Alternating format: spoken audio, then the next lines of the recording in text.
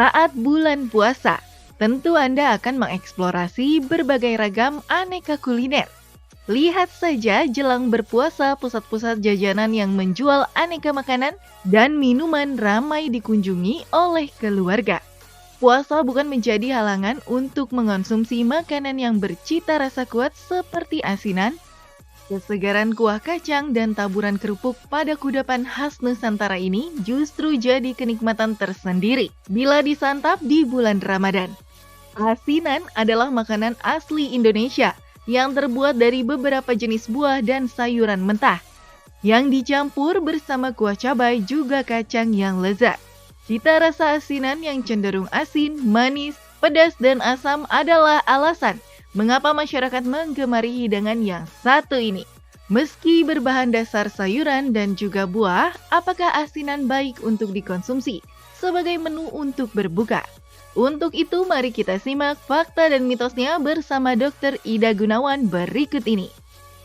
Fakta mitos pertama, asinan tidak dianjurkan dikonsumsi saat sahur dan berbuka. Apa ya kata Dr. Ida? Ya, ini adalah fakta bahwa untuk membuka puasa sebaiknya tidak mengkonsumsi asinan. Pertanyaannya kenapa? Karena asinan ini dibuat dari banyak rasa asam, biasanya diberi cuka. Dan rasa asam yang berlebihan ini pada mereka yang sudah berpuasa tidak mengkonsumsi makan dan minuman selama 12-14 jam tentunya sangat tidak baik untuk kesehatan saluran cerna. Antara lain apa? Bisa menimbulkan rasa asam yang berlebihan di lambung kita. Bagi mereka yang berbakat menimbulkan sakit ma, kemudian bisa juga terjadi diare, rasa yang tidak nyaman di saluran cerna, bikin kembung, begah, dan sebagainya. Oleh karena itu sangat dianjurkan untuk tidak berbuka puasa menggunakan asinan, terutama asinan yang asam. Pertanyaannya bagaimana dengan asinan sayur? Asinan sayur yang harus diperhatikan adalah asinan sayur ini biasa menggunakan sayur-sayuran yang mentah. Nah, pada waktu perut kosong selama 12-14 jam, sebaiknya diberikan makanan-makanan yang agak lumat, agak halus dan sudah matang. Sebaiknya tidak mengkonsumsi makanan-makanan dari sayuran yang masih mentah. Kenapa? Karena penyajian yang tidak bersih, mungkin proses pencucian yang tidak baik, dengan adanya bakteri-bakteri atau adanya sisa-sisa tanah dari tanaman dan sebagainya yang ikut masuk pada waktu pengolahan yang tidak baik, itu juga akan ikut mengganggu pencernaan kita.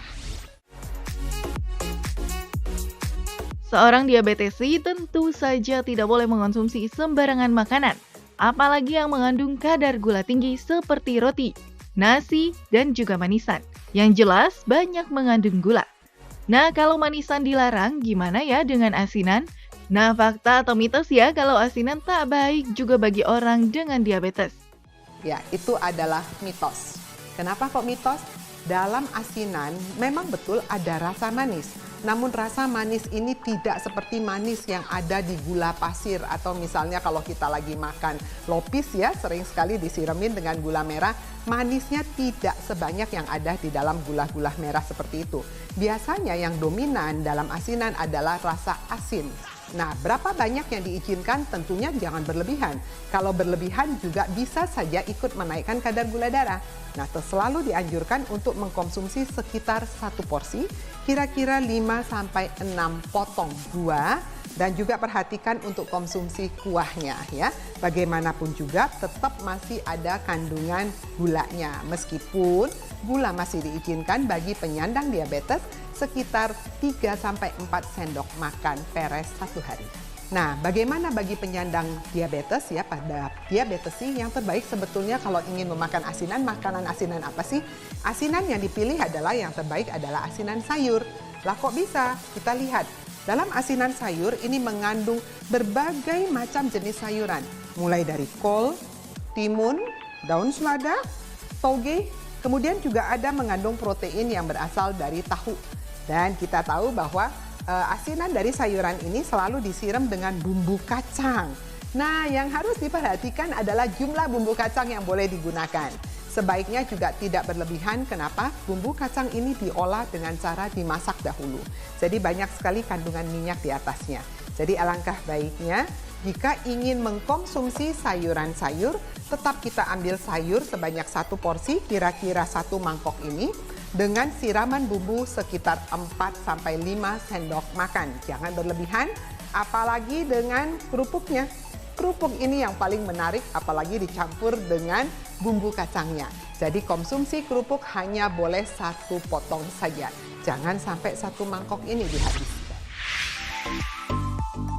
Namanya asinan, sudah pasti kandungan garam juga tinggi. Tapi apakah penderita hipertensi tidak boleh mengonsumsi asinan? Itu adalah fakta. Nah, pertanyaannya kenapa sih kok menjadi pertanyaan bahwa penderita hipertensi tidak boleh mengkonsumsi asinan? Kalau bicara mengenai asinan, artinya kita bicara mengenai rasa asin dan juga ada manis-manisnya sedikit dan juga ada rasa asam. Bagi penderita hipertensi yang sangat harus diperhatikan adalah kandungan garam.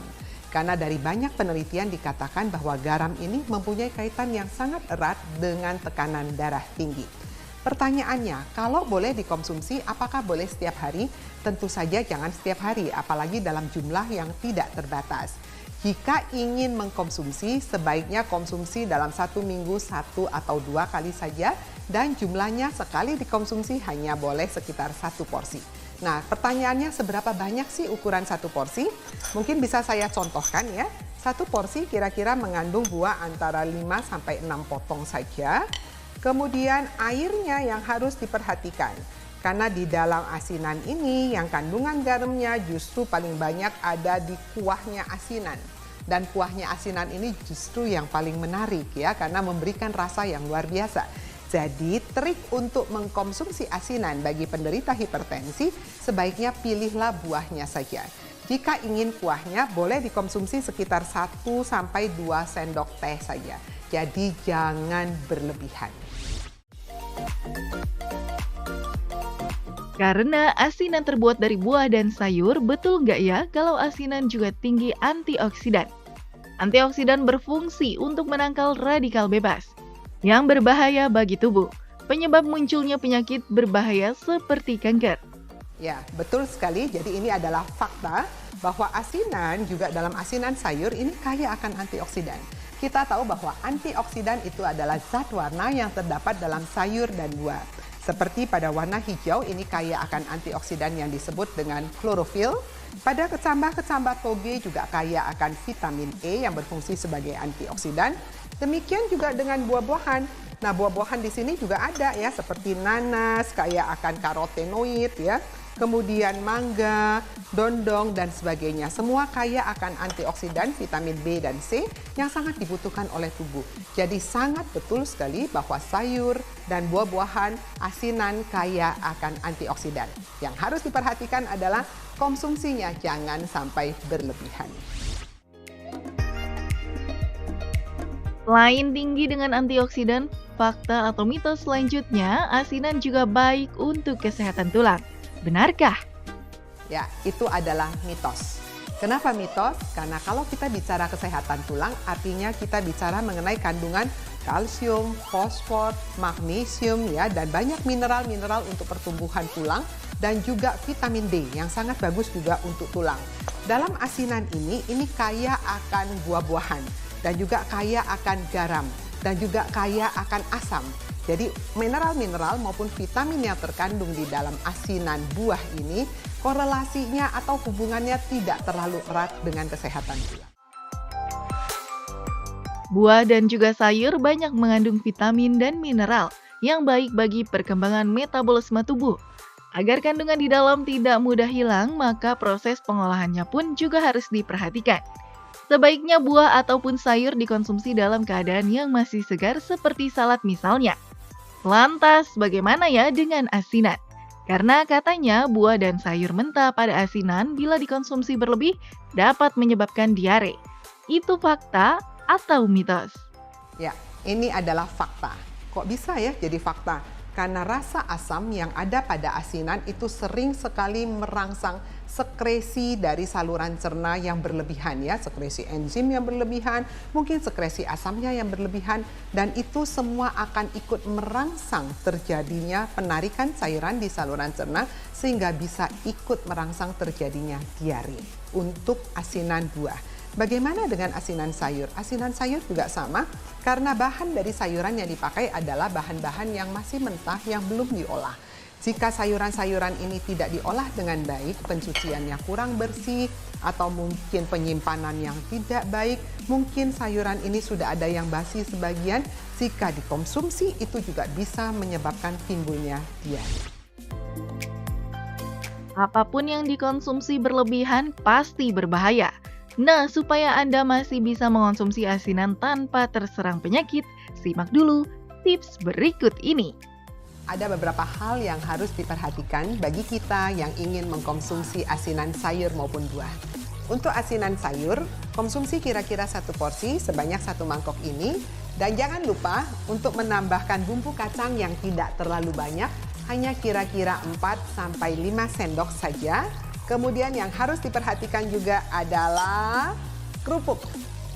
Kerupuk ini sangat menarik untuk dikonsumsi bersama dengan bumbu dari asinan, namun jangan terlalu banyak yang dicelupkan di bumbu asinan dan juga jumlah kerupuknya jangan terlalu banyak. Ini adalah trik untuk mengkonsumsi asinan supaya tidak menambah kalori yang berlebihan.